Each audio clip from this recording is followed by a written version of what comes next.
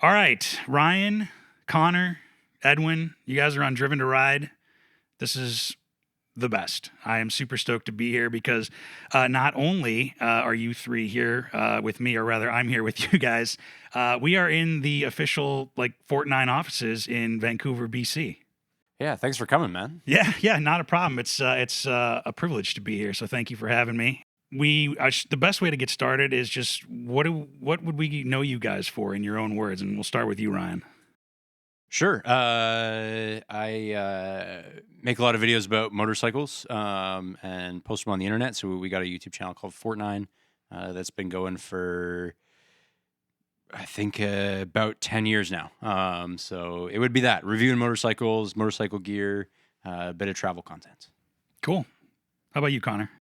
I'm the other guy. I was working in manufacturing in the cycling industry for a long time and outdoor industry in general for most of my career, a couple odd jobs here and there.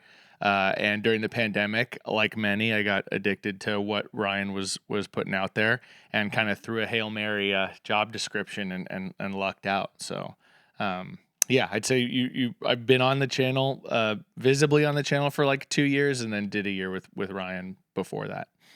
Nice. And last but certainly not least, Edwin. I'm a filmmaker. I'm a film director, filmmaker. I worked in the film industry my whole life, and then when I moved to Canada, first thing I applied to was FortNine, and I met Ryan, and I liked how he did everything and his vision for the channel and the films you want to do and all that stuff. So I'm a filmmaker with the FortNine. Nice. I love it. And if you want to know kind of what FortNine is a little bit more in depth, Ryan, you've been on the show before and we talked about how it got started and how you've kind of come to this point. But Edwin, you kind of lead us into a good spot because you guys kind of made a little film recently about a little adventure you took. Can you tell me about it? Yeah, absolutely, I can. So we tried to break the overland circumnavigation record a couple Septembers ago. Which is the fastest time going around the world by car, by motorcycle, and it's been set by motorcycles the last few times. So that record was sitting at like 19 days, 4 hours, and the goal was to get around quicker than that. So you ride Anchorage to Miami, Lisbon to Istanbul, Mumbai to Kolkata, Bangkok to Singapore, and then Perth to Sydney. And you try to get all that done in less than 19 days. So that was that was the challenge. We wanted to have a filmmaker riding on the back of the bike the whole time so that we could shoot some real in the trenches doc footage while we were doing it, and ultimately make a feature length movie out of that. So you tried to break the world circumnavigation record and make a movie at the same time. Yep. Because doing one is not hard enough. You got to do both at the same time. Whose idea was this in the first place? It was mine. I was over in the UK and I heard Nick Sanders talk. Nick Sanders is the guy who had the record previously in 2005. And he was talking about his experience, and it kind of twigged in my brain because I always wanted to do like a big trip while I was still a lucky little shit who could call it work. And I have a family, so I didn't want to be away from home for very long. And I thought, this is perfect because I can go around the world, but I'll be back in like 2 weeks and change. So that was where the impetus come from. And in the beginning, it was like I planned to do it by myself and like throw some GoPros on and like maybe make a YouTube video. But from talking about it in the office, it became an exciting idea and a bigger idea, and Con wanted to come. And then, okay, if we're gonna make a movie, Edwin's got to be there, and then it kind of snowballed into this feature length documentary that it is now. Okay, yeah. So Connor, did you get roped into this trip, or were you like, hell yeah, sign me up? It's a really good question, Mark. So I think it's easiest. I don't really. You let me know what you think of this. Like I walked into the office one day, and Ryan doesn't buy a lot of stuff. He's a minimalist dude. I admire that about him. But I saw him. I knew he'd already done a glove review recently, but he was looking at gloves. So like, oh, maybe Ryan's buying some new gloves. I wonder what he's getting. And I was like, hey, dude, you're buying new gloves? And you were like, yeah, I'm gonna take these on that world tour. And I was like, what world tour? And you're like, oh yeah, we're gonna ride around the world and like try to break this world record. I didn't tell you about that. Casual. And I was like, no, dude, this is like it's a life-changing project, right? So like initially I'm thrown off course, and the more he described the plan and the history of the record and the sort of not controversy, but what would you call it? Like lack of clarity as to what there's a bit of controversy. So okay. This couple, Kevin and Julia, did it in like 19 days, 8 hours. It was before the war in Iraq, so their route went Anchorage to Miami, but then Lisbon through Istanbul, and then through like Iraq and Iran and down to Qatar, and then across Australia.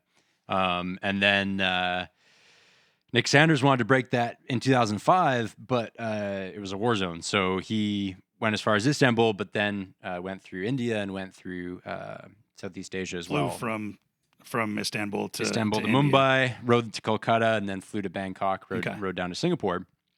So he set a faster time, 19 days, 4 hours. He did, I think, arguably a more difficult routes because it adds India, it adds Asia, there's more flying. It's a little bit more complete. But Kevin and Julia never recognized it because it seems like he did that record over a period of like 3 months while shooting a TV show. And they thought, hey, this is too much rest time. You're just counting your ride time, and we're not going to accept it. Oh, it wasn't like a continuous like. It wasn't a continuous thing. Yeah, I got 19 days, 4 hours of riding, but 90 days in between. Right, he's shipping a bike overseas, moving his TV crew around. Yeah. And an endurance record, if sleep deprivation is a big deal. So they didn't recognize his record. He clapped back that he didn't recognize theirs because their record also was like 42 days because they shipped their bike around too, and they were riding 2 up, and maybe that's easier, maybe it's harder, blah blah blah. And so no one knew whose time to break and how much rest was too much, and it just left the record like unchallenged for 2 decades, which is kind of the controversy that Con was hitting about. And part of the reason why we wanted to do is a straight shot. So when we went rounds, we just counted everything, like all the flights, all the sleep. Everything. It was a true trip that started at time 0 and finished at time. Spoiler alert. If you haven't watched the movie, go watch the movie now. Yeah, we'll wait. We're going to spoil a bunch of shit. Yeah. Now you've been warned. We got around in 16 days, 23 hours. It's like a true start to finish time. Which, like, first of all, congratulations on not just breaking it, but like demolishing it. Like, thank you. And that's why I didn't get roped into it. But after I got that sort of briefing on the project, he said, okay, you plan the route. So I spent planning the route for almost a year. And after I made a Gantt chart and I had everything down to the minute. And I was on Google Earth and all the platforms pretty much, like Caltopo, Google Earth, Gaia. And I'm basically looking for gas stations that are open during the hours that we're going to be there, that'll have the right gas that we need, that are off the highway. So I basically digitally walked the entire route all the way around the world over the course of like 6 months. And then I kind of brought it to these guys and was like, this is impossible. Okay. And so they're like, well, no, like it'll be okay. And I'm like, look at this, I've done that. So in my mind, I was like, I had some qualms with this because I was like, I could crash. Like I haven't been riding nearly as long as Ryan, and I've been training, but I was intimidated by the project for sure. Sure, yeah. And I've definitely taken some road trips, and I know how to pay attention to myself and ride safely. But I was like, I'm going to do it because there's no way we're going to make it.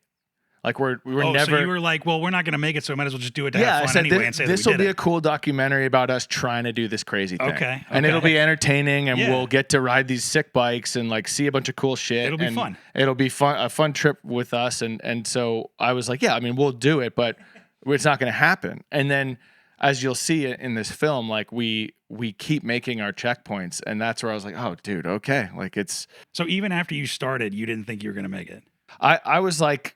Giving it 110, I wasn't putting my feet up. Yeah, but on night 1 when we wind up in that bar, like we're taking tequila shots with fans, and I was you can't really tell in the film, but you can see me kind of clenching my jaw because I'm like, what are we doing here, man? Like we got to be on the road. But in my mind, I'm like, oh, okay, this is just sort of like a life, like a lifestyle kind of thing going on. It didn't feel like an expedition like I thought it was going to. And then slowly we all got on the same page and everybody kind of tightened their grip, and we looked at our watch and we were like, oh shit, okay, we can make this, and it's going to be full effort, Nice. no Okay. fucking around. Okay. So yeah. So then to Edwin, how did you even, I mean, obviously they needed to film it. They needed a world-class filmmaker.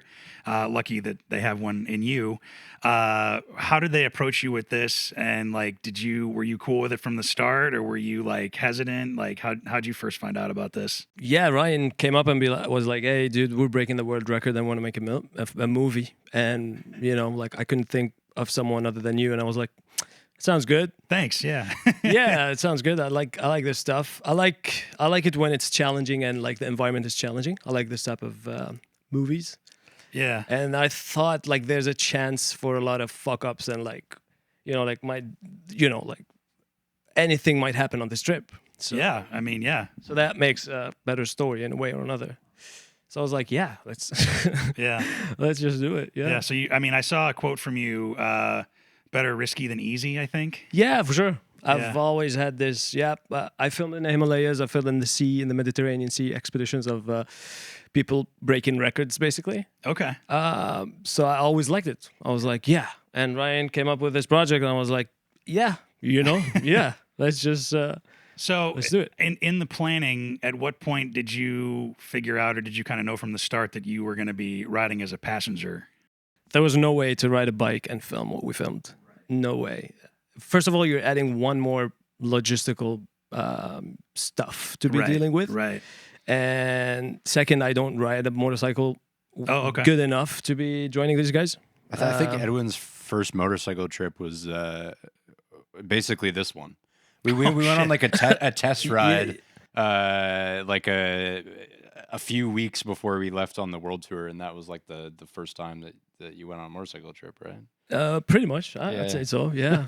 But I will say, if I had to pick one dude to give a motorcycle and be like, you have to figure this out and we have to ride this, it would be you. And you would just figure it out. He'd get it done. He's he's a hardcore dude. Like the scale of the ask on Edwin, like can't really be overstated. Like where you're asking a guy to like sit on like a tiny pillion seat, like in gnarly weather and gnarly traffic for like a world record amount of time, like 40-hour ride days, and then sleep for like 1 or 2. And then, by the way, while you're doing that, like somehow manage a film kit and also manage to capture like a documentary's worth of footage, right? So Con and I would get off the bikes and pass out, and that's exactly when you'd have to go to work in terms of like dumping footage and shooting Insane. It wasn't easy for you either, though, dude. Like, I rode with Edwin on the back for like an hour in Malaysia, and I hated it. Yeah. For sure. Yeah. Yeah, I mean, it was for awful. sure. It's something.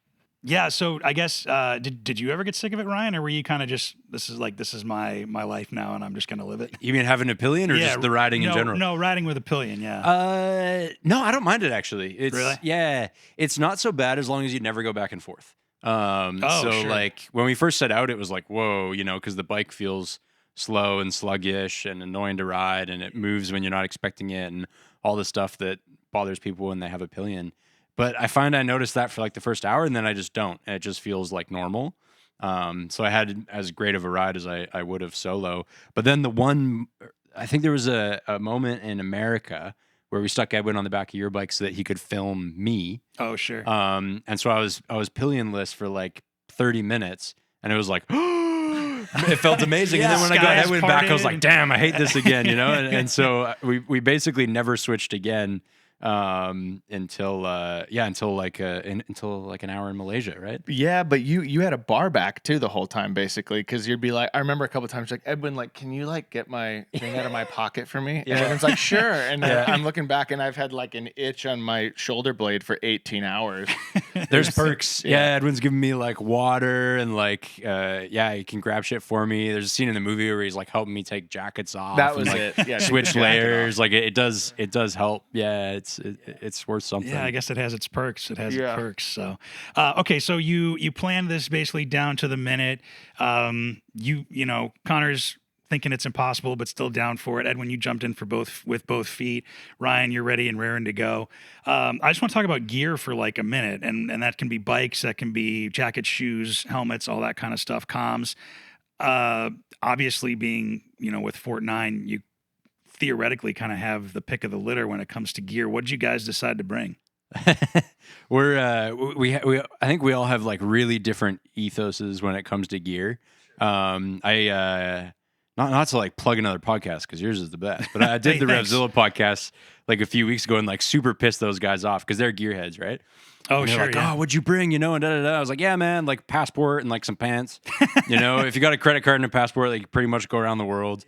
I was basically looked like this. I had a sweater on and some slacks, shoes, but like normal shits. Like my mentality was that like gear is more to think about. So already our mental capacity was like so at the limit that I just wanted to be like comfortable and simple.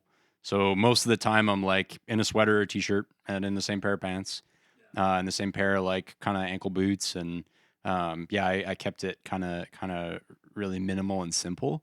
But to each his own. Con, I think, was quite a bit more tactical with it and put a bit more thought into what he brought. Yeah, I mean, everything mattered so much to me. For sure. For you. First of all, I did like a bunch of training rides on that bike. I went down to visit my dad in California and did a couple down and backs there. I did some rides up north, and I was basically putting miles on. I was mostly concerned with these pants. I got these. So Moscow Moto started doing pants with armor built in. Oh, okay. Because Yeah. their philosophy, which I totally, it's totally my jam too, is like armor's always tight on your body, and then you've got like a shell. But they did this. I can't remember the name of the pant, which sucks. I'll figure it out before this is over. But it's got they're pretty bulky, but you can still move around in them. They fit me well. What's the name of the? I'm blanking on the name of the ceramic dots.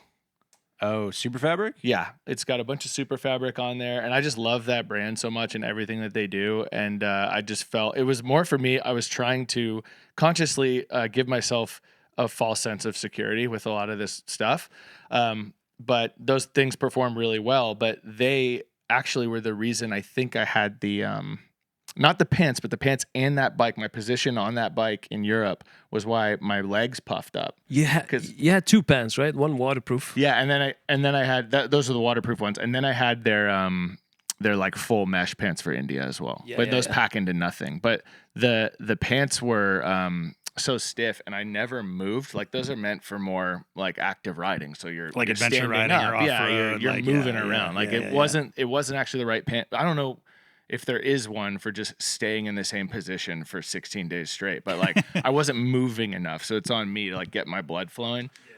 So that was kind of a bitch, but I wound up with those shoes that are a huge part of the movie. And in my mind, I was like, we need one pair of shoes for Alaska and India in September, when we maybe could have had a fresh pair show up with the bikes in Alaska, but it was more to coordinate, more to think about, and you'd have to count on them being there. So I was like, I'll just pick one thing and then I'll deal with it. Like it'll be a couple of days in India. Like I'll have hot feet for a couple of days, you know? Yeah, what could happen? But man, those were really hot feet. Oh, So yeah. I guess just well, actually no. Before we get to your feet, Yeah. because I do want to ask about it, not in a weird way. But what did you pick, Edwin, for your gear? I got to dress Edwin. Yeah, Oh, exactly. really? No idea what he- Connor, Yeah, Connor yeah. dressing- What he has. They What just I said, put this cared- on and went with it. Yeah, what I yeah. cared about was to basically have clothing on me. Right. And good then start. after that, just the camera gear. So I had one pants that Connor picked up, like a mesh pants, and then I went like pretty much full climb, and we had Icon boots for you too, which I Yeah. was jealous of. Those were a good move. But I got us Yeah. both Neotech 3s, the modular helmets. Oh, yeah, yes, that was yeah, the yeah. big thing. I for knew sure. he The was going to helmet- have to be. The helmet was the best. He's going to have to choice pull he did. that up to film all the time. And I Yeah. just wanted it just because I was sick of pulling my helmet on and off, and I have a wide head, so it was like if I had to take a regular helmet on and off instead of just lifting the face, I'd wreck my ears. And they're just so comfortable. Yeah, so for sure. quiet. Like the helmet was the big thing, that Neo Tech 3, and then t-shirts and a jacket that has a lot of pouches, so I can have batteries, lenses, and my stuff around, and just a good shoe so I don't crash my ankles or whatever. Yeah, and then some freedom of movement to That's it. kind of move around and stuff like that. So Yep. and And a balaclava. a balaclava. Yeah, and a I needed balaclava. that. Yeah, you which go. is a Yeah. crazy choice. Why? Just balaclava, dude. Like, Just because no one will know that Edwin is a Lebanese guy with a Lebanese passport, and most of the borders that we went through yeah. are not super stoked on that. Yeah. So he's rocking up like you can't just see his eyes because he's got a full black balaclava on. And he's got all these boxes that look suspicious. Yeah. They're really heavy and have wires coming out of them. And a camera in their Yeah, face. you got a camera in their face, and it was. I just nice wanted and to have like more antagonistic. stories, like more stuff. Yeah. So I had that balaclava on. There we go. Well, and so speaking of like filming and not filming, I want to say like just on camera that you are like a G for like if I didn't count, I should have, but how many times there was a checkpoint and they say no filming, no, and then sitting there holding the camera. Oh, it's off. It's totally off. All of our action cams, everything. Yeah. Like, I don't know how to like better ask this question. How do you not give a fuck? I don't. You just I don't. was just like, for me, it's like the story or nothing. Like if I can pull out anything from what's going on, which was very interesting, I would do it. But sometimes I wasn't rolling, I was just rolling and I didn't know. It was an accident. It was an accident. Yeah. Edwin was born without fucks. I don't think he ever had them to begin with. Really true. And it's I've never hung out with a group of dudes where I was like the most sketched out by stuff. And at some of these border stops, I was like, Edwin, like, we can't record. Yeah. And Edwin's like, I'm not. And it's just like, beep, beep, beep. And I'm like, okay, man. I mean, I did my part. I'm not holding the camera. But going back and seeing some of those scenes, it's like, it's just so awesome to have those moments. Yeah. For sure. Yeah. Well, and like, it's kind of on the border patrol agents too, because like most people know if there's like a red dot on a camera or like you can see somebody like that, that's on them. Yeah. Like they should have like came over and switched them off or like, cause you had action cams and you had an Insta360 or two. Mm-hmm. So it's like you have half a dozen or more In cameras Serbia, running they all at tried. the same time. Serbia, they tried. Yeah, in Oh, Serbia, really? they Really? came out at me as like, no filming here. And I Yeah. was like, oh, yeah, okay, I'm not. But his chest cam was rolling the whole time. The 360s are kind of hard to tell that they're there. There's so much shit on the bars and they're next to so no one really knew that those were going and they weren't blinking. Yeah. So Yeah. The amount of footage we have is crazy. Like there's such a small amount of moments that we don't have on camera. Oh, really? Yeah, there's like a few things that we talked about where it's like, oh, when you like smoked that bird, or like there's a few like funny little things that we Bird remember was that awesome. we don't have. But I'd say like 99% of the shit that we love talking about and remembering, we have it all. That's Like so cool. It's ridiculous how much Edwin was able to capture. Yeah, lucky. Yeah. From the back of a motorcycle. yep. It's like cinema grade. Like, yeah. So congratulations to you, Thank man, you. on doing that. Yeah, it was a pleasure. It's super cool. Let's talk about the checkpoints and the visas and stuff a little bit, because you talked about it a little bit, Connor, about just researching all this kind of stuff. And how long did you say you kind of research and plan for this? A year, over a year? I mean, it wasn't 24/7 doing it because I was still working full time with these guys. But it wasn't just my whole job. But it was I'd say 6 months, and I was like ready to present the route to Ryan to go over. And there's a lot of trust in there. So when he's kind of like, yeah, it looks great.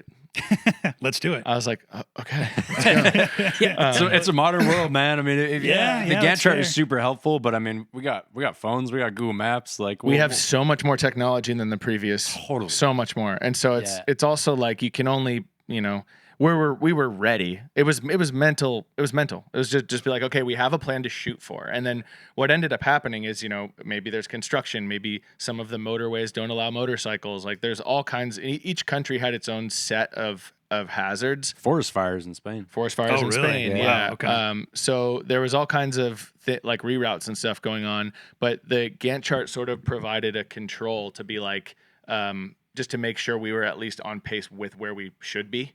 Going Sure. You should maybe Yeah. explain what a Gantt chart is, because I bet I had no idea before we started this. I'll be honest with you. I don't know what a Gantt chart is, and I was just Right? rolling with it. So I hope I Excellent. can explain. Thanks, I hope I can Backing me explain up. it. No, I have no idea what a Gantt chart It's is. basically like it's a spreadsheet, and it's kind of like a cascading schedule of like it's like a super calendar kind of. So if you broke your calendar down into a timeline, and then I'd say the y-axis is locations, and then the x-axis is what time of day you're going to be there.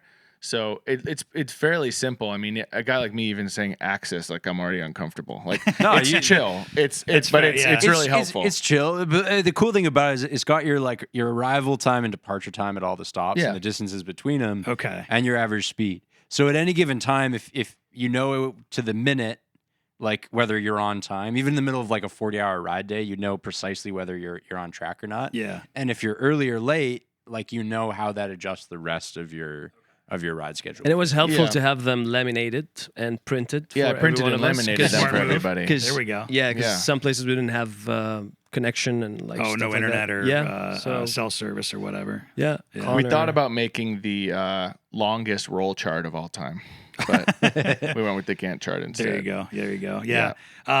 But yeah, let's talk about the border crossings a little bit or whatever. I mean, obviously you guys had to pull a lot of visas. I know you ran into that challenge a couple of times. You almost did, Ryan, with India. Did you have a lot of troubles going through most checkpoints, like internationally? Were they pretty smooth? I mean, obviously in the film there's a couple of snafus. If you guys want to talk about that, I mean, what was that whole like? Because it's one thing to be like, okay, we need to plan for visa here, we need to plan and cross this here, and blah blah blah. But then like when you're in it and like you're being questioned or like you have to get off the bikes and no filming, like what's that like in person in real life? I'll maybe talk about the before we left part of it, and then I'll throw the rest to you guys in terms of what happened when we got on the road. But filming in other countries is like a huge pain in the butt. In terms Really? of visas, yeah. So when Con says we were planning the route for a year beforehand, it's absolutely true, and it's because some of those visas take like a year to process. So if you want to turn up with like a professional filmmaker and a bunch of camera equipment, then there are places where you need like to run that by the cultural authority of that nation who wants to make sure that your film is something that's going to capture their country and identity well. And it's different for everyone because Khan's American and I'm Canadian and as Lebanese, so we got 3 passports going through the 18 or 19 countries that we did, and we're trying to make a film in all of them. So it's a big mix. Like in America, we have journalism visas already, so like Sure, that's really easy. And like Turkey, Ed can just go in, but I can't. And in India, it's got to go through the proper channels because we're making a movie, and that's why my visa for India didn't arrive until like 2 days before we left. Sure, yeah. So it's a year's worth of work definitely to put them all together. And then of course when we rock up to some of those borders, like tons of shit goes wrong anyway, which I don't know which one of you guys wants to take that, but there's lots of border stories from the trip. I mean, that's legit. Like all that preparation had to occur, but there was also for each border crossing or each country, there were weird rules that you had to take into account. Like in India, you can't have GPS devices or sat phone stuff. Yeah, or drones. Or no drones, Weird, no sat phone okay. stuff. And like that's where I wanted my inReach the most there. And I have a weird phone and it took me a long time to convince them that it wasn't a satellite phone. Okay. The first guy thought it was cool and wanted to talk about it. And I was trying, and I didn't really know what was happening, but eventually they let me go. But a few of those border crossings were like the Serbia one. You guys took the wheel. I was just basically asleep that entire time. And we had all the paperwork. We handed it over and everything was okay. But of course there's always tension because you don't know what they're going to come back to you with, and you hope you did your research correctly, and rules change all the time, and applying for some of those visas was tricky too because there's you have to give them a really specific window of when you're going to be there. Like days in, days out kind of thing. And Yeah, and I think the scene in when we're in Turkey, that was the biggest issue with the border because I mean there was I'd say 3 big problems. One was the bikes weren't allowed to leave the EU. And all we needed to do was cross that border and get to the Istanbul airport. It was 2-3 hours away. Yeah. And then they kind of, I don't have to go into detail, but we got past that hurdle of just getting them in there. But then we didn't have insurance on those bikes. So we had to all of a sudden insure them. And we had a 7-hour buffer to get to the flight, but we had to sort of do all of this stuff. And this is something that we could have been privy to before we got there. But we just didn't think to do that, I guess. Or like you didn't know what you didn't know, maybe. Didn't know. Or I mean, something. we Yeah. knew Totally. Turkey wasn't in the EU. We didn't know. We didn't know exactly. Yeah, So we okay. learned a lot. We do a lot differently, but we made it. Well, most importantly, though, did you get that cop's number?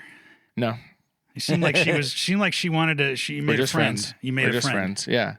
Honestly, Connor made it happen. The first Oh, hurdle yeah. with one of the bikes was missing the paperwork, and these 2 Spanish cops came out to kind of like check them out and see if they were stolen or whatever. Yeah. And the female cop had a fanny pack that was like kind of like Connor's. She they had bonded a cool, over it. Had a cool bag, you know. I don't really remember that. I mean, it's in the film, so you can go back and watch the tape. That's the thing about all that you know? extra footage, dude. Is I've been saying for a long time that I didn't really have a good time on this trip. Seriously, that it was just it was just torturous, and you know, these guys like, really, it was so fun, and we had so much fun. And then I go back and I watch all the B-roll, and I'm having an awesome time. I just don't remember. Like we were so sleep deprived. What you're watching is what 11 hours file? It's the ultimate version of like you blacked out at an awesome party and found a camera in the couch the next day. Yeah, and you were like, oh, I never want to do that again. I'm so miserable. And then you're like, oh no, but man, it was pretty awesome. fun. There's like 30, 40 plus hours more.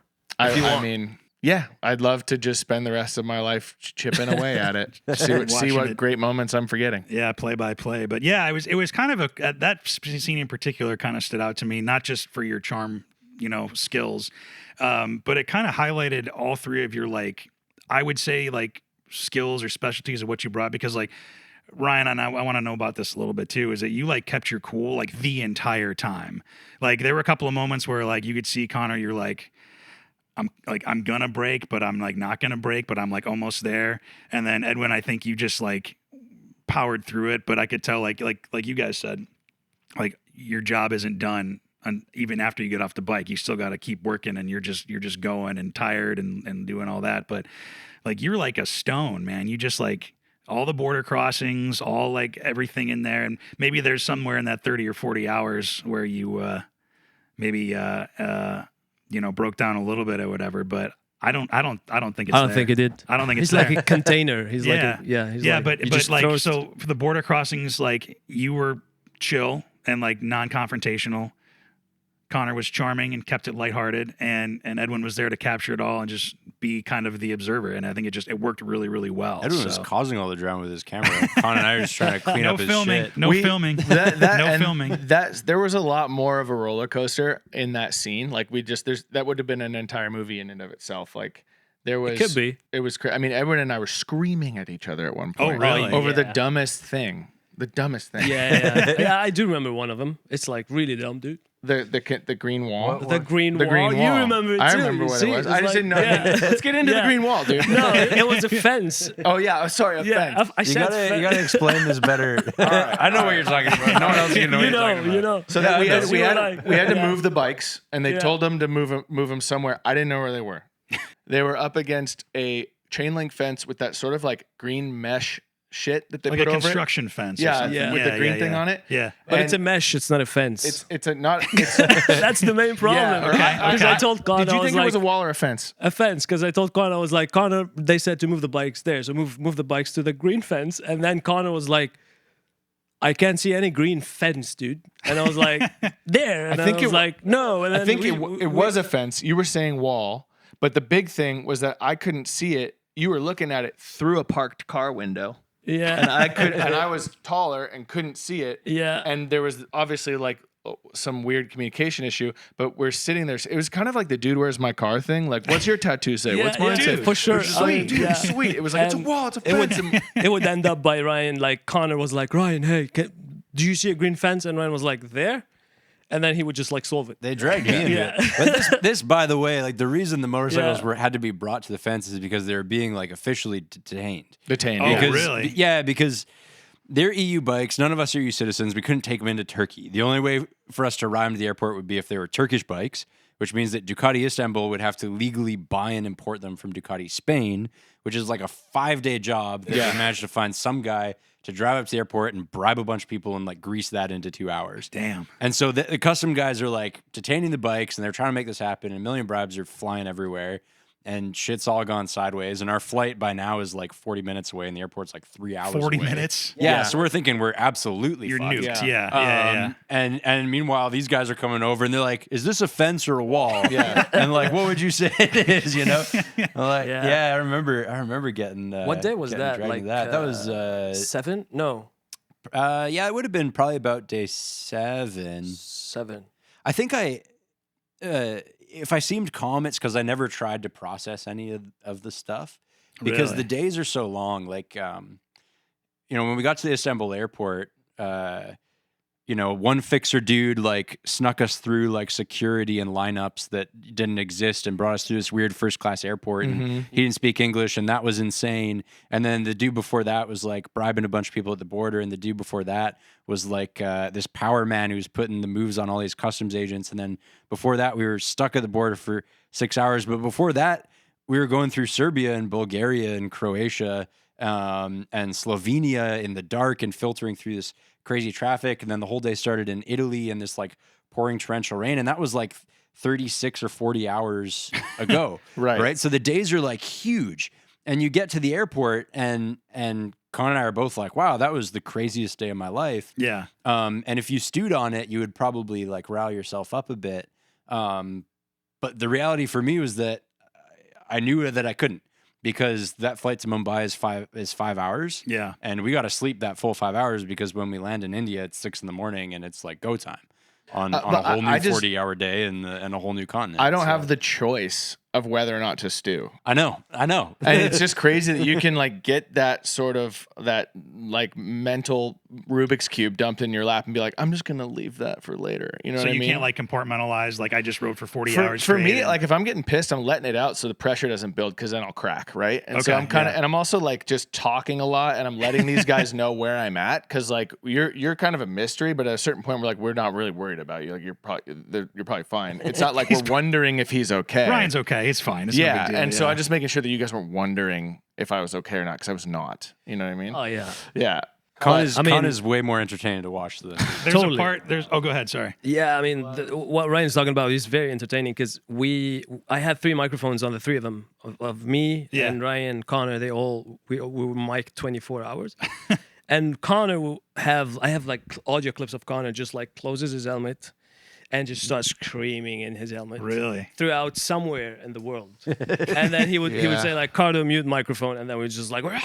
or whatever he wants. He was just like sing or whatever. He just talks. Yeah, just talks getting it out of your system. I get it. Yeah. And you know when you're on a road trip and like driving a car, and maybe you've done one of those. Like, Oh yeah. I just didn't want to get even close to one of those. And so when I felt myself getting close to the bottom, I would scream or talk or do something. At one point, I was just grinding my keys into my hip in Australia to stay awake. Just like riling yourself and up. not to stay awake, yeah. but to keep adrenaline going, because caffeine at a certain point doesn't do anything. When you're bouncing off the bottom, it's just slowly diminishing, and then you have to nap. Yeah. But like in those bounces toward the bottom, like I just had to keep adrenaline flowing.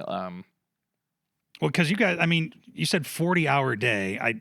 24 hours is one day. So, yeah, that doesn't matter in a world It's not record. a day. Yeah. Yeah. So, like, it's like a session. You're not like, I think we're going beyond like basic sleep deprivation. It's like, oh no, I slept like crap last night. Like I'm going to be tired all day. That adds out the window for this.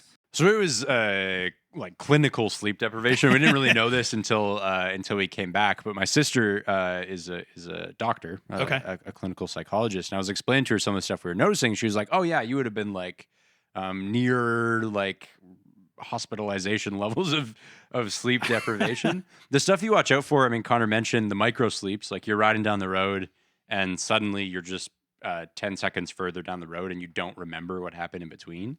The super dangerous, great time to pull over and sleep by the side of the road. But the weirder thing is the confabulation. So like you ride along, and this happened to both Con and I, you would see something that you're like really positive that you're seeing.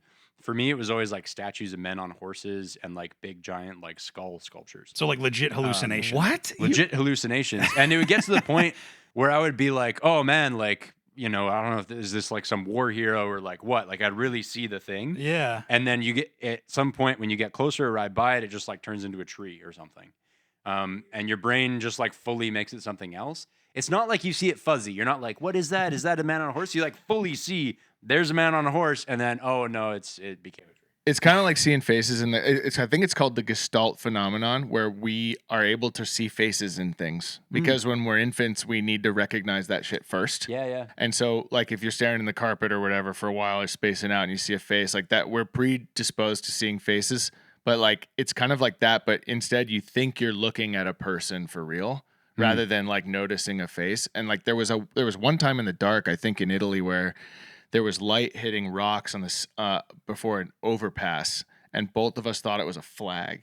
Yeah. You remember that? And I was like, "Whoa, it looked like a giant flag." And you were like, "Yeah, I saw it too."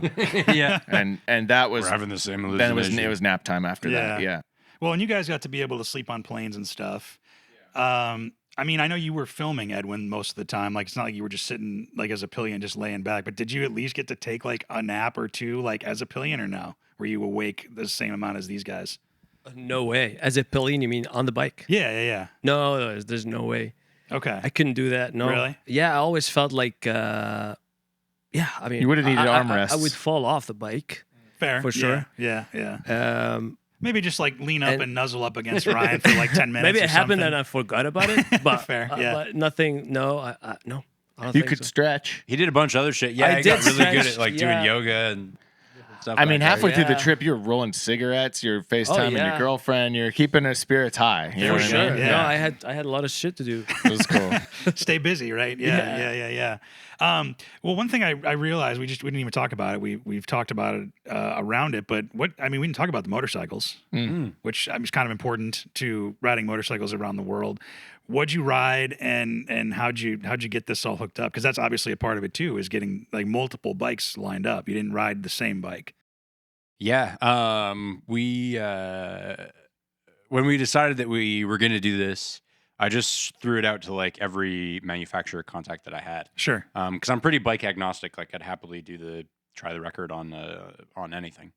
And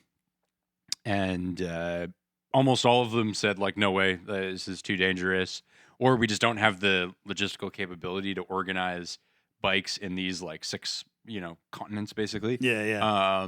And Ducati was the only one who said like, absolutely, like it's a race. We understand racing. To the point where they were asking us like whether we wanted tire warmers on the bikes in the airport, because the brief was like, we try to rip across a continent as fast as we can and get to the airport, and there's a van waiting, and the bikes like go in the van, and we jump right out of the plane, and when we land on the next continent, they're there waiting, and like we're off again, and they're like, yes, we understand, this is a race, we can do this. So they were in right away, which was cool. And knowing it's Ducatis, then the obvious choice is the Multistrada V4 Rally. It's got the 30-liter tank, 160 horsepower, which I thought it was superfluous, but there were a few places where we used all of it. Like when we, had to turn a 3-hour ride into 40 minutes in Turkey. So yeah, that was the bike. We could both talk till we're blue in the face about it. Con, why don't you go? Talk about the bike. So I ride a crappy, like beat up DR650. Right. Yeah. And my favorite part about that bike was the adaptive cruise control.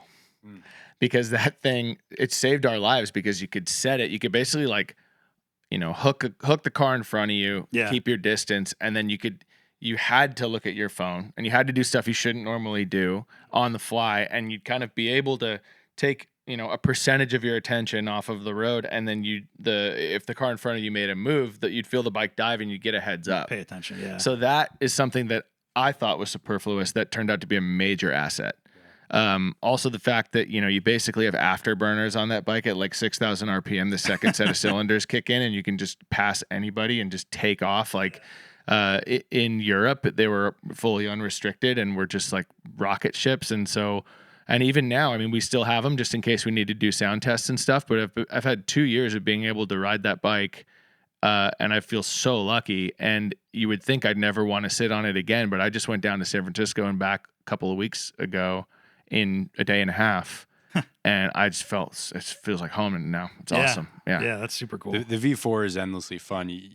What you just touched on. So it's a V4 motorcycle, but it can run on just the front 2 bank. Oh, so really? like when you're going, sub 5,000 RPM and you're just trying to get the best mileage, then it actually burns Shuts quite off the 2. economically. Shuts off the back 2. But when it's go time, if you just want to wake yourself up and have fun, or if you need to get somewhere really quick, then you hammer it. It becomes like basically the V4 that's in the Panigale, with different cams and a slight detune. Like if someone says disregard the speed limit and get here as fast. exactly. Yeah, exactly. Yeah. If hypothetically somebody said that. Yeah. Or if 2 tuk-tuks are closing in on you, like the trash compactor in Star Wars, and you can just God. Yeah. Yeah. rocket Well, out and so squirt it I out of there. imagine actually speaking about adaptive cruise control, that probably didn't work in India at all. because No. it was so insane to watch. I think I ever turned it on in India. Yeah. Because and Edwin, like your filming does a fantastic job of this, of like putting you in that situation of just how insane the traffic is, and because you hear about it and stuff, but like seeing it from the point of view of a motorcycle rider, like my blood pressure, it's going up right now just thinking about it, and like, and I wasn't even there, and I'm getting flashbacks, so I can only imagine like what you guys experienced. Like, was it as crazy as you thought it was going to be? In India was just the most entertaining riding I've ever done in my life. I think I'd heard lots of stories about what it's like, and it's still way more fun, and way crazier than you hear about. Yeah, in terms of what it looks like, I'm so glad that you brought up that like feeling of being in the rider's seat, because that's one of the things we really want to do with the movie is like just give people a fun, vicarious experience. Like let them have the joy and the thrill of going around the world. Yeah. And so Edwin found this rig that lets us mount like our proper cinema camera on our heads. So Oh, it's no like way. this huge helmet that like has this massive battery thing sticking out the back and these arms coming forward, and you can put a real camera on there, so that you get that like in the driver's seat view. But it looks and sounds amazing. Like it's not GoPro, you know. It's really, really good. Yeah. If We'll you haven't send you seen the some movie, photos of go watch Yeah. the movie because it's pretty sweet. Yeah, but yeah, it's a rig that you can mount monitors, batteries, camera Okay. on, microphones. Like Yeah. you can do whatever you want. And you made this like yourself, or No, like we kinda ordered it from Tilta. Oh, okay. It's a company that does Camera film stuff, yeah. And you were able to just put that on the helmets, and then Yeah. You Yeah. can rig up to like a red camera, like red Komodo. It is which its own. like 7 It is its kilogram. own helmet. oh, okay, Yeah. okay, And is gotcha. that helmet? What's the rating on that helmet? Yeah, There's no rating. The rating is cinema Safe. yeah, that's it. It has 3K carbon Right. weave all over it. Yeah, so. that's it. Yeah. It's It has to be light, dude. So, I mean, what do you think, Edwin? Because I think it's kind of cool because it's sort of come full circle. Like you see the, action cam footage or whatever from like mountain bike videos or skate videos in the 90s where guys are just like taping giant, Super 8s to their heads. And then GoPro comes out and all the action cameras come out and we're like, oh, cool, we don't have to do that anymore. But then the race to making those perfect kind of plateaus, and all of a sudden we're back in the early 90s and we have to tape a giant camera For to our sure. face again. Yeah. Yeah. The only thing is that cameras now are smaller than the 90s. True, Good and for way, you. way better. But it's Yeah, funny. It's exactly. like come around. I wonder. For sure, yeah. I mean, Yeah. GoPros are good, but But in order to beat them, for you sure, got to go back it to doesn't a, give you like what like the if you're watching a movie, you want to watch a movie. yeah, So like GoPro takes you out of it, or Yeah. any action camera, not Yeah. necessarily GoPro. So yeah, that's a good thing, and you can have good audio too, and you can have different lenses, and you can color grade in post, and you can have like motion blur. So it really opens up a lot, and yeah, I mean, I'm happy to keep filming with this as long as you guys are happy. I don't mind to, at all. I like to make some modifications if I can. But Make yeah, it lighter. I just don't like that the slide rails are pointed at both sides of my Yeah. jaw. If Oh, I, really? Yeah, always it's Just got just- these two yeah. mounting rails that are like perfect for just spearing. there's in a the set neck. screw on a tube, and if you hit a brick wall, I mean, you got all kinds of problems anyway. But those things would just go right through your neck. I mean, so it's a minor decapitation risk for like a great shot, right? Yeah. So Totally. it's art is pain, Connor. Art is pain. Yeah, it is. It was. Or potential pain. Yeah. So, Yeah. but yeah, I mean, like, so, like, yeah, I think out of all of everything in the film, India is just the most hair raising, because not only did you see, insane traffic and you're almost getting, garbage compactor smashed in between a bus and a truck or whatever, but you kind of see a whole different side of the world that I think a lot of people don't see, both good and bad. Because I mean, you're high-fiving people and there's so many people that are happy and joyous or whatever, but then there's a lot of sad stuff, and there's a couple of dark moments in there that you talk about and you witness or whatever. I mean, what's that kind of like dichotomy like while you're riding? Did that kind of affect it at all, or like did it take your thoughts kind of about the ride at all anywhere? Yeah, I think for sure it does. India's probably the most beautiful place I've ever been. Like the colors are gorgeous, the people are beautiful, everything smells intense and looks intense. Like everything's just like kind of turned up to 15. And the good and the bad are too. So yeah, you'll be cruising along and everyone's just like stoked to see us and wants to know where we came from and where we're going, and they want to like give us great food and show us things, and like it's really rad. And then there's a moment in in the film where we, you know, come across a guy in the road like trying to kill himself. There's another moment where we come across a smashed up Tata truck like covered in blood, you know. And the road incidents are like real, you know, like you see catastrophic fatal accidents every day. You know, so it's a dangerous place to be on the road, and it does put that like severity back into your head, because what we're doing is super fun and it's fun and exciting, and then suddenly you remember like the danger associated with it. Sure. And we didn't want to like spell that out for the audience in the film. We'd rather just let them like feel what that's like. So the sequences are like fun and exciting, and it's like, whoa, and it's funny, and we're like making jokes and whatever, and then it's like, whoa, look at that. Yeah. And it gets kind of like, ooh. It gets real fast. Yeah. And then we continue on, because that's you know what it feels like when you're there. Yeah. And we all find a way in ourselves to like hold like the light and the dark together, and we kind of trust that the audience will be able to do that too, rather than try to explicate for them, you know, what that means to us, you know. I really hate cliche motorcycle movies where like it's about the journey and you find yourself and look at this light and dark together. The deeper and, like, meaning. It becomes like really like kitsch, because we're just some lucky little shits who get to go on like a big vacation and call it work, you know. Yeah. So I'd rather just like take people on the fun ride, and like where there's deeper consequences, the audience can make it for themselves. Yeah. Kind of going off of that a little bit, because you are along for the ride. After India, you get kind of a breathing moment in the film, which I think is great after the insanity of India. But Ryan, it really surprised me. You shared a kind of a really personal moment talking to your family, and I think, I mean, I've been a long time Fortnine fan, and there is this kind of mythos or mystique around Ryan F9, right? You know, and you're the way you present is very polished and witty and smart and sharp, and you're like that, I would say, in real life. But I think that's the first time, at least that I've seen, that you've been like intensely personal and shared like your personal life. I don't think you need to answer the question of why you wouldn't share your personal life on YouTube, but what made you want to decide to share like that bit of your personal life in the film? Yeah, I have kids, and anyone who watches this film would know that. And it's not that I never like. I never explicitly try to hide elements of my personal life. It's just that our channel is about motorcycles, and like it's just about motorcycles. You know. I'm stoked to not have a lifestyle channel, because when you do, you're inviting like the world into your lifestyle, and that's not something that I would particularly want to do. In the case of the movie, though, like we talked about, there's some elements of India where the danger and the risk associated with what we're doing becomes unignorable. And rather than dwell on that and try to spell that out for the audience, we'd rather just like give them a moment to think about it, right? And Southeast Asia, in my memory, felt like a bit of a reflective and pensive time, because we rode most of it in the dark.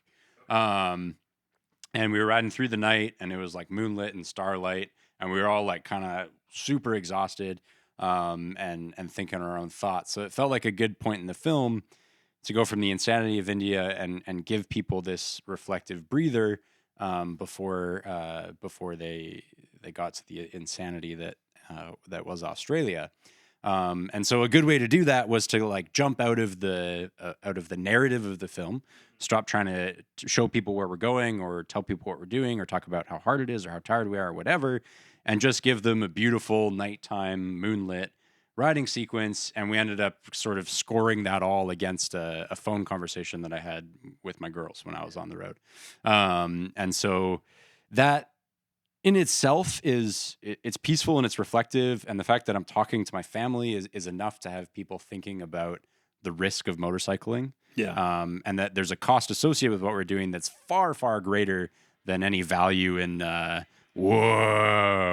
any value in some stupid like record to get a meaningless number. Right. So, Sure. So it was a good thing to put there, I think. And lets the viewers kind of make of it what they will.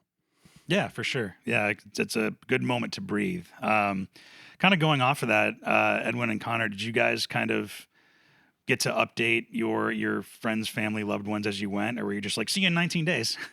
Oh, for sure, yeah. Connor did actually a cool thing. He had us always on a map, like Google Maps, live tracking. Oh, cool. And he had the link, so we shared it with all our friends and families. Sick. So they knew a lot more than we knew where we were, because they would check the map and be like, oh, they're there, but we were just like going crazy all the time. But I mean, I had to call my wife Lama every day, my friends, my family too. I have it all recorded too. Yeah. I kind of have to ask you. Did I talk to? Yeah, you talked to your father up in. I mean, talk to your father. You People to were Cass. people. A couple people forgot I was doing it, and they were hit. I can't get into your house, dude. Like, where's your keys? And I was like, but there was some menial shit going on. But like the people who were following us, I knew it, but I didn't realize how detailed it really is. Like you can zoom in and follow us the whole time. Like my mom was just sitting at her couch. She's like, this is the greatest reality show of all time. And she's just like, we'd stop for a second. She'd be like, you guys are stopping a little bit. And she had the Gantt chart. She's like, you're off schedule. You okay? And she'd text me and I was like, Ryan, I think I got to turn off my phone for a little bit. You know what I mean? I didn't share that with anybody because I knew that's exactly what would happen. Yeah. I mean, it was cool too, because when I was in like, when the darkness was consuming me, like Craig, my buddy Craig is a stunt rigger, and he was working on a film set in Winnipeg, and him and all his buddies ride, and they were following us, and so like ripping through Australia, we were getting messages like, "Go, you guys, go, go, go!" Like, so it felt like people were watching us and cheering us on. So it was worth it. Yeah. No, I mean to have some support from back home and just some to keep that push, because kind of talking about descending into the darkness, literally and probably figuratively, Australia seemed like the hardest part for all of you, really. I mean, you're out there in the middle of nowhere. You're sleeping outside on the ground, like kind of all bunched together to stay warm. Kangaroos, man. Yeah. Like, tell me about Australia. Like that was that probably the hardest or the darkest part for you guys, maybe together individually? I don't know, man. I mean, if you were bummed, it was the darkest for all of us, if that makes sense. Like, I thought Malaysia was rough for me because we'd just come off India, and that was crazy and dangerous, but really fun. And it was so scary and fun. The adrenaline, like there was a system happening there that kept us going and kept spirits up. And plus, it was just so amazing and beautiful. But Malaysia was mostly at night. Thank God we had the 333 guys. Check out 333's YouTube channel. They're awesome. They like took us in under their wing. We were in pretty rough shape, and they like tactically guided us through traffic. Nice. Okay, through Malaysia. I mean, I could talk for hours about those dudes, but yeah, I think that was the roughest for me because it was a white knuckle the whole way through Thailand. Yeah, it was. Getting out of Bangkok Thailand was crazy. Was super dense. And then we had a unique problem in Southeast Asia where because of the laws there, the Ducatis couldn't cross borders. Oh, really? Yeah, so we had to get bikes, ride them through Thailand, and at the border, drop them, walk across the border, and hop on other bikes, and take those through Malaysia, and then same thing, drop on the border, get through to Singapore. So the 333 guys were huge in that because they rode from Singapore up to the Thai border to meet us, and help us get through these little moments where we were bikeless. They ended up helping us do way more because we could hardly see. We were so tired, so they had these huge lights on their bikes, and like we fell asleep at a gas station and would wake up with like a little chocolate milk and like a bun on our chest, and they were just like they were teaching us how to do squats on our bikes to keep our blood flowing. Like they run a touring company basically. Okay, gotcha, yeah. But they were the ones that taught us that we could voice activate our cardos, dude. We didn't even get to do that. Hey Cardo, sure. yeah. We heard them being like, "Hey Cardo, mute microphone," and we're like, "Yeah, mute microphone." And We've totally been doing that this whole time. And then we did that like every 10 seconds for the rest of the trip. Like, but there were little things that we picked up about, they'd move into the fast lane and slow down and open up a gap and corral us in there. And they were like lighting the road for us. And it was just, they had it was so cold, amazing. moist towelettes. The cold towelettes. Okay, wow. Yeah, this is first class These guys are service over so here. badass and classy. Man, shout out to them. I love these dudes. They're rad. Well, yeah, for If sure. you got a tour with anybody, do it 333. But and to back up what we're saying about it being that I think it was the roughest. That's why we didn't have any footage. Yeah, for sure. Exactly. And that's, I mean, the bridge, I call it the bridge because I think of that moment in with when he's talking to his kids, it's kind of like the bridge of a song. It like slow that happened, strategically, like these guys were saying, but also it was kind of necessary to fill that gap because we had to go and could not film at all. I watched Ryan at a stop sign pull sunscreen out and shoot it all over his forearms and rub it on with his gloves for 2 seconds and then keep going because we were just getting roasted. Yeah. I mean, it was night. We couldn't film a lot too, and the guys would just like never stop. They would just stop quickly on the gas stations and just go. 33 hours straight, right? Southeast Asia has had no sleep. It was land in Bangkok and ride to the airport in Singapore. 33-hour straight day. line. Yeah, Something like that. Yeah, it was we never stopped in That's Southeast crazy. Asia. Yeah, and it meant that we had very little stuff. We have a scene of us packing our bikes and shit in Bangkok. Yeah, exactly. Which we didn't use. We have footage of meeting the Trooper 3 on That's the borders. right. Yeah. We have some gas station scenes. But yeah, also in the movie, it's like you've watched us do all this shit and you just like don't want to watch us doing this again in Thailand and in Singapore. Just in a different country. Yeah. So that was a great breather there to just kind of like go out there, out of it. Yeah. Well, and then jumping back into the riding, you go to Australia, and it is kind of a big scene change because you're kind of in the desert. It's like desolate. There's nobody there. You actually had extra gas cans because of the distance.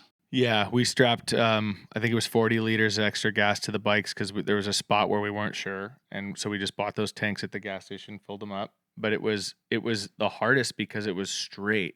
There was not like hypnotic straight road, no curves. Sun in your eyes. Between Perth and Sydney is this thing called the Nullarbor, and Nullarbor means no trees, but there's also no anything.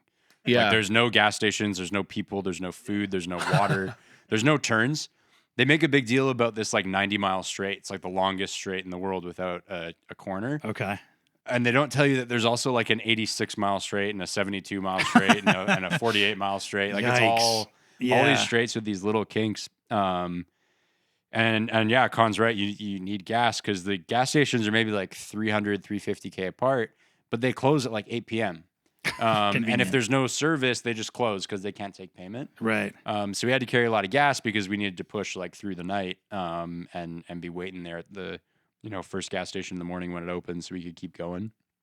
Yeah, for me it was for sure the hardest part because it was super cold. It was like -7.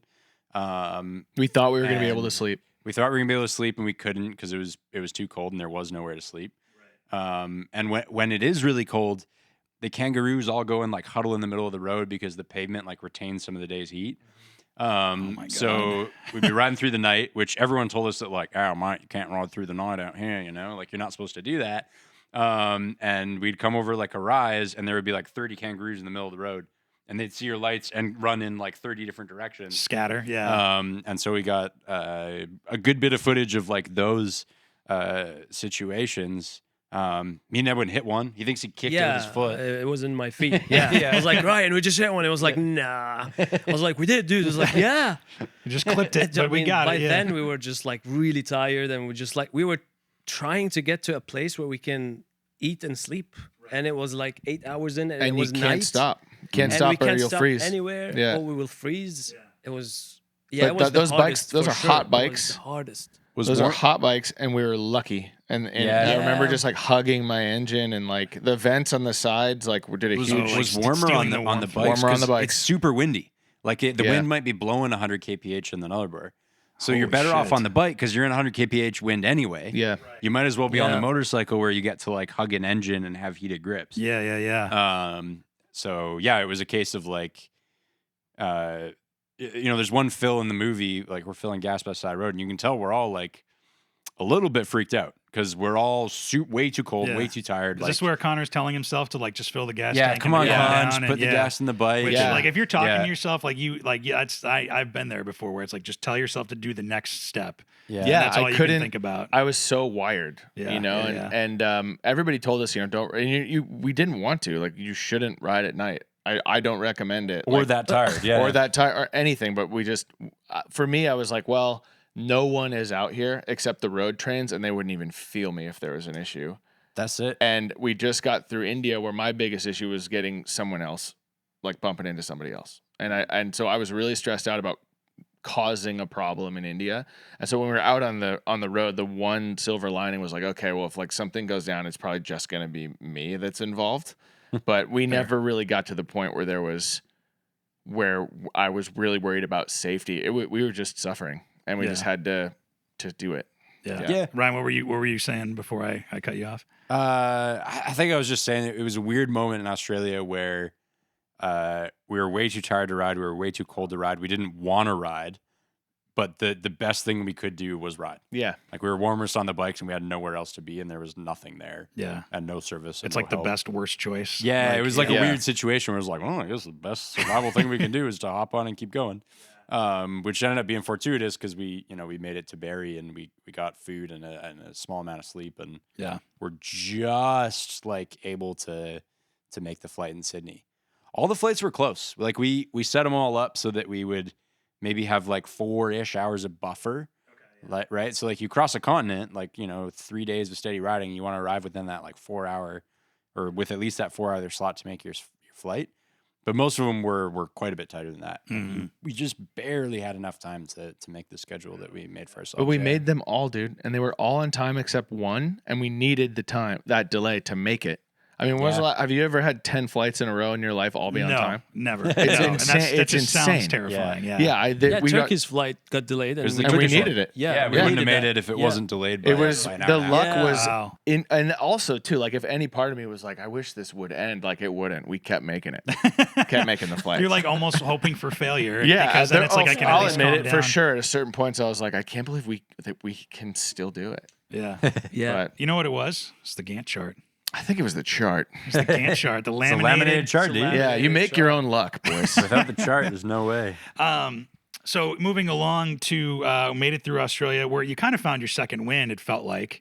But what was it like when you got from Australia to Alaska, and you're on the same continent, kind of the home stretch? What was that feeling like? Was it like, were you like within grasp? Was it like, were you feeling good? Like, 100%. Yeah. Best feeling in the world. It's when we made the flight in Sydney, we knew that we had the record in the bag yeah, because we got to Alaska way early. The record's 19 days, 4 hours. We could have cruised home and like slept 12 hours and just like chilled riding home and still done like a 17 and a half. wow, okay, Like we were way ahead of time because all the flights worked and we never thought that would happen.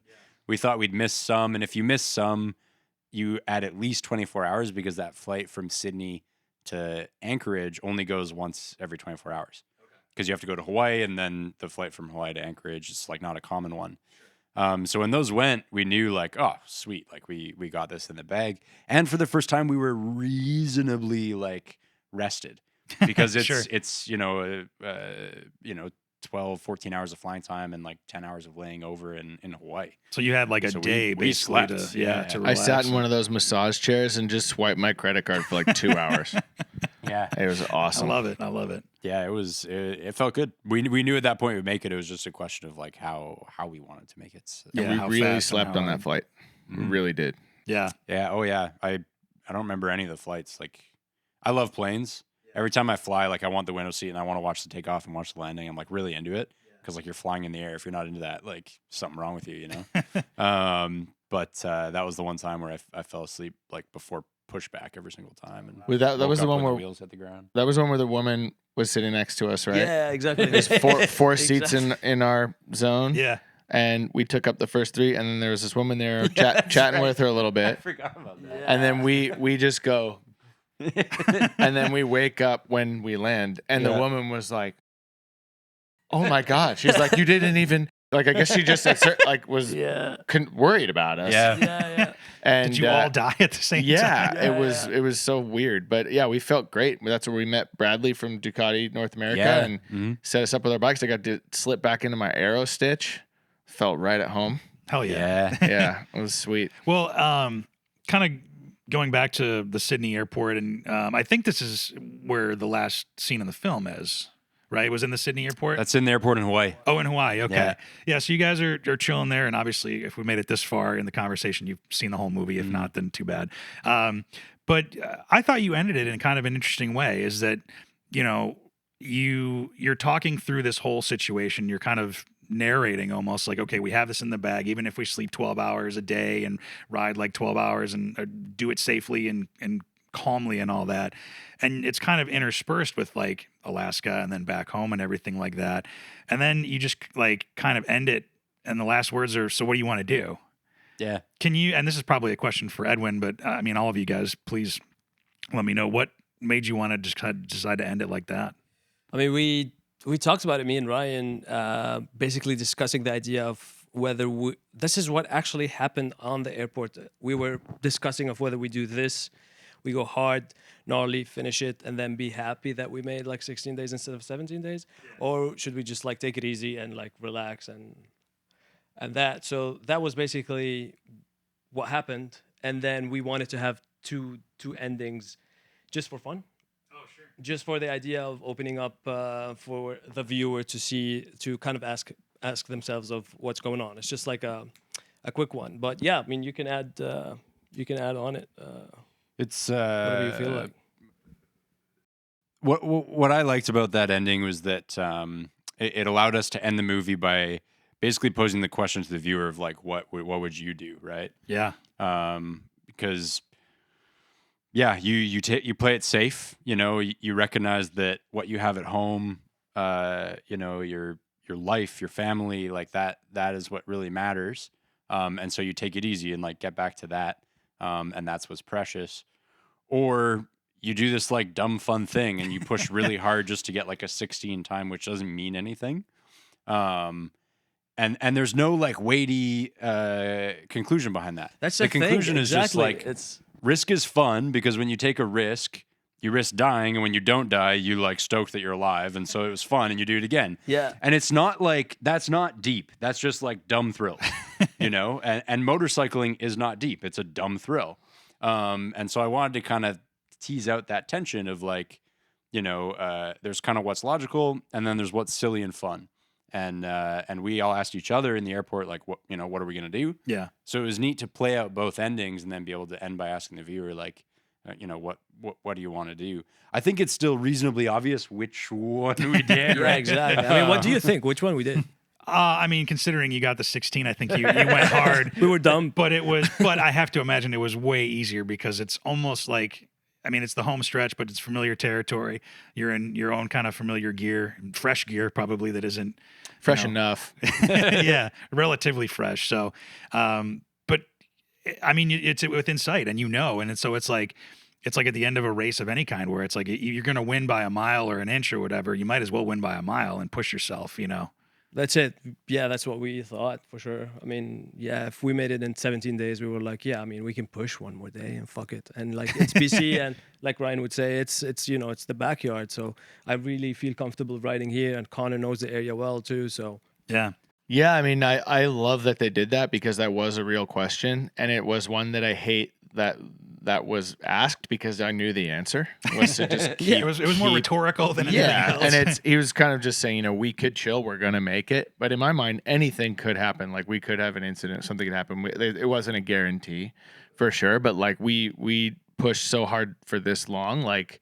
I mean, I'm not a super competitive dude, but I was a swimmer at one point in my life, and I remember just coaches saying, just finish strong. Like, even if you're crushing the competition, finish strong. Like, do your best. And so we did that. I mean, we weren't going as psycho as we were in some of the other stages, but we just had to finish strong. And it wasn't easy, man. That last... I think it was as psycho as ever. We rode... that last... we rode 24 hours to Whitehorse, slept a couple, and rode another, like, hard 24 to home. But the rain at the end. Yeah.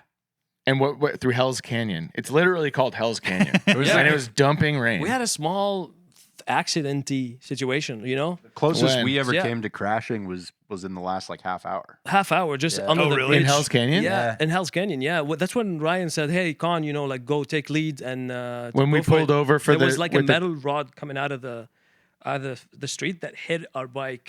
Oh, damn. I don't remember this at all.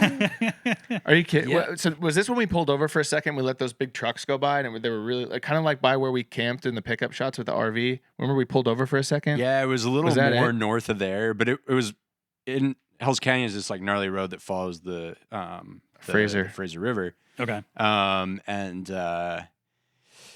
and it was all under construction. So like half of it was down to one lane, and there was huge pieces of rebar sticking out of the pavement. And yeah, we got hit by a piece of bar and went off this like, you know, when part of it's paved, part of it's not. It's like this hard ledge that's really nasty for motorcycles. And I couldn't see anything in night and in the rain with the glare and stuff. So yeah, that's where Con just like got us home.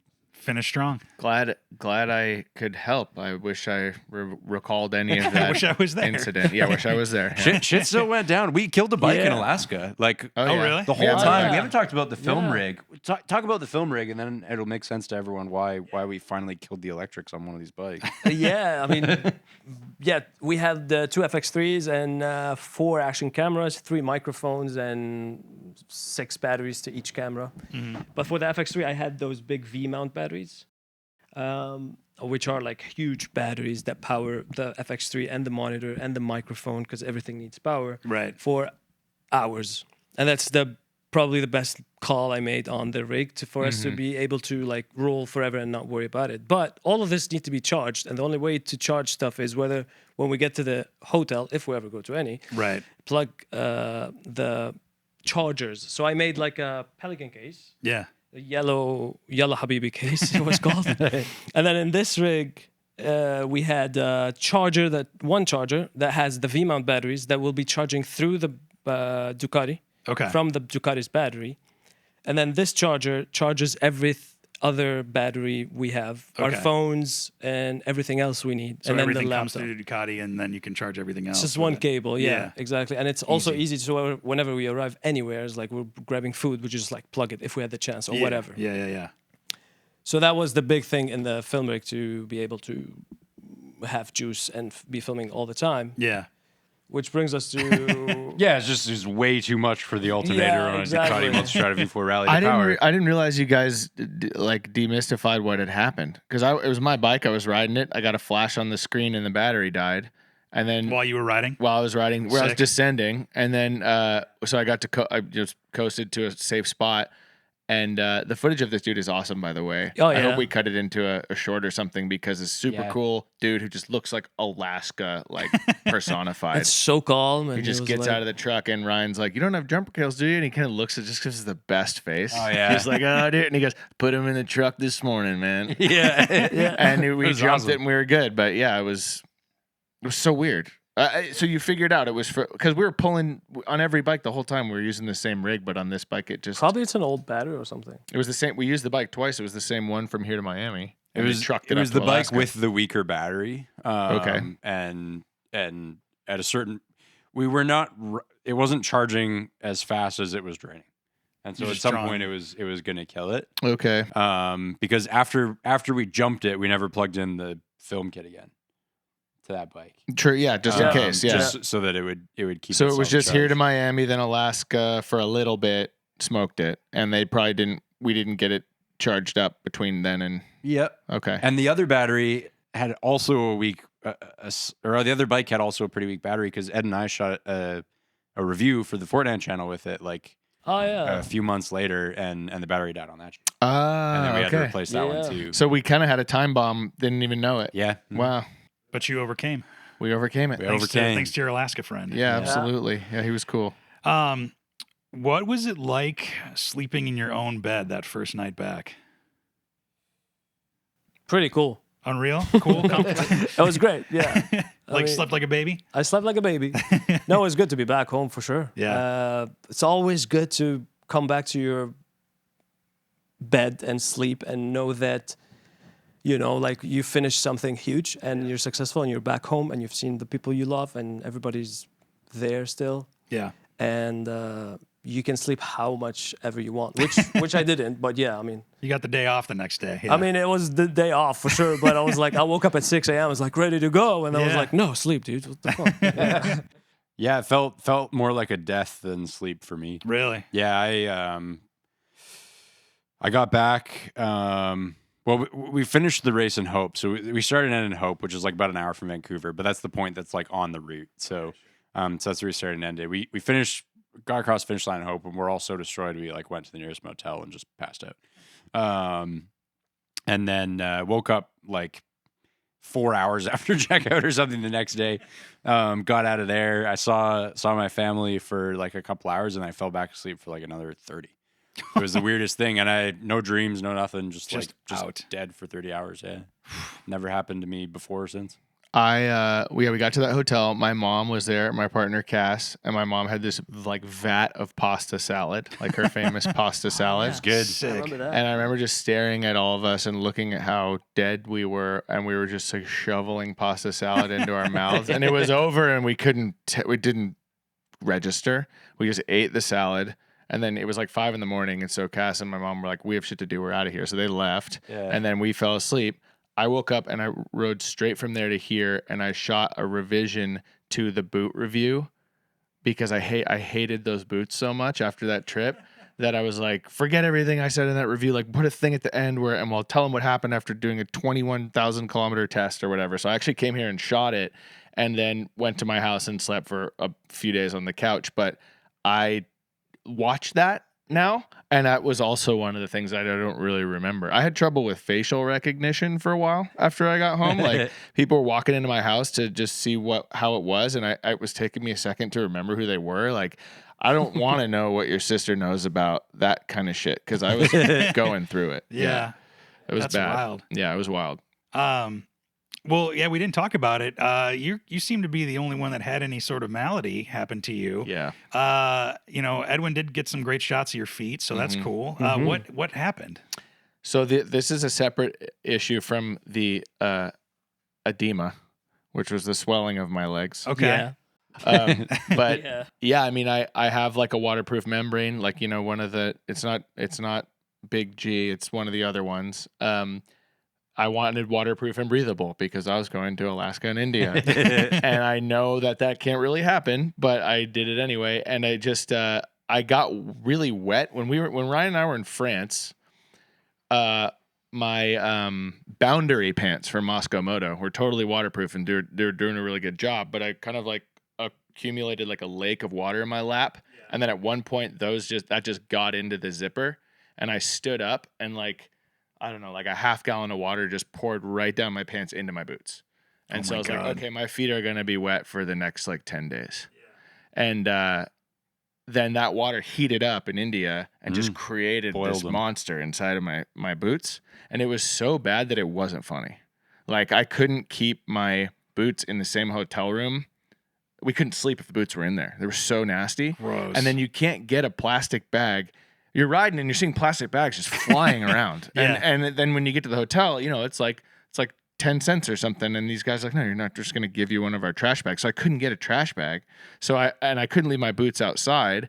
And I can't get a fresh pair of boots because I got bigger feet than everybody in all of India. So it was this weird thing that shouldn't be a problem that was a huge issue. And I had really gnarly like athlete's foot. Like, it was like super itchy and really hot and driving me crazy. So that was the reason why I was like, I have to pull over and just do something about this. Cause it's like, I don't know. I mean, we've talked about this forever. What else could I have done? Science doesn't know what happened to Connor's It was feet. just It's insane. Still an unknown mystery. For but sure. The way you describe it is perfectly, where it's like, it's so bad it wasn't funny. Not funny. Because it sounds very funny. Be like, oh yeah, it's really feet. It's like, no. You don't understand. Yeah. It was No. like some type of medical emergency level of smelly feet. And it's funny talking about it now because we're all just so useless to solve a simple problem Exactly. of getting a plastic bag or getting like some like athlete's foot powder. Like, we were all just like, oh, I don't know what to do. Like, oh man, it's awful, Yeah. But at that point we weren't very capable of much. In Thailand, though, I got to a 7-Eleven and I'm looking for whatever, I'm paying the gas or whatever. In a corner of my eye, I see a can of that Febreze stuff, and there's like a picture of a shoe on it. And so I grabbed it and I ran out to the bike and I just spiked it on the peg and then drained it into both shoes and like hit my whole body with it, and then kept going. And that actually really helped. Like, it kind of stopped it for a while. There you go. I don't know what's in that stuff, but it works.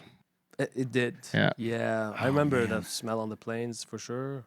Yeah, the Everyone plane on was the knows. worst. You were I that guy on the Because plane. there's I no way couldn't to do go anything out. about it, dude. Like yeah, you can, like you can, yeah. I it was ripped so the close to each other. I ripped the plastic bag out of the garbage cans in one of the bathrooms Yeah, and you tied them figured. up. Yeah, you like I figured had a some shit system. out. He had a system. He would go first in like the washroom and the. Oh, as soon plane. as you get on the plane, Just yeah. like go So figure once it we get out. to the gate, I would take like a shower with wet ones, you know, like those things, and like change my clothes and bag everything up. But it was the weirdest little ritual I had to do before everything. And at one point, there was a Uniqlo next to the gate This in is Singapore. and I just bought all Singapore. new clothes. Yeah. Oh, really? Yeah, and Yeah. just ditched everything else because Yeah. it was. I mean, you're carrying at a certain point, you're carrying dirty laundry all over the world. It's like you could probably let it go. Yeah, for sure. You don't still have those boots, do you? I threw them away last week at the dumpster behind Ducati North America, and it was It's a ceremony. Sayonara. Yeah. We- Probably we- would have been like an environmental hazard to burn them. That's what I was thinking. You know? So Yeah. just somebody else's problem. Yeah. Now, so We had to keep all that stuff for a really long time because, like, when we set the world record, we filmed everything, and like 99% of the narrative arc is like all the real stuff that happened. It's a documentary, and we're like super proud of that because it's a movie where everything is real.